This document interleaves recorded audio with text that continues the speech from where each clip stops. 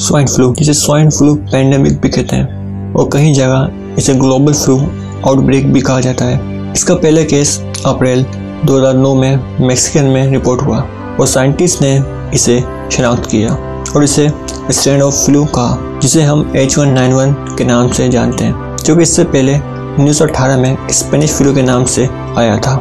ये वायरस जानवरों में ही पाया जाता है और ज़्यादातर पिग में होता है, लेकिन 2009 में इसका शिकार इंसान होता है। फिर ये वायरस 2009 से 2010 तक 240 ममालिक में फैल जाता है। केसेस की बात की जाए तो 214 ममालिक में मुतासिर होने वालों की तादाद तकरीबन 17 लाख बताई जाती है, यानी कि 1.7 मिलियन, और 18,000 से ज़्यादा लोग इस वायरस से मुतासिर होकर मर चुके हैं। इस वायरस की अलामत के हवाले से बात की जाए तो आम फ्लू जैसे ही होती है, जिसमें नज़ला, बुखार, गले में खराश और भूख का ना लगना।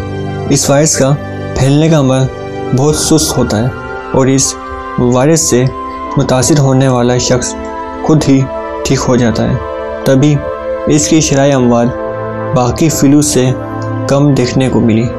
ये बीमारी उन लोगों के लिए काफ़ी परेशानी की बाइस बनती है जो पहले से ही किसी न किसी मर्ज़ में मुब्तला होते हैं, मसलन हार्ट पेशेंट, अस्थमा और दीगर अमराज।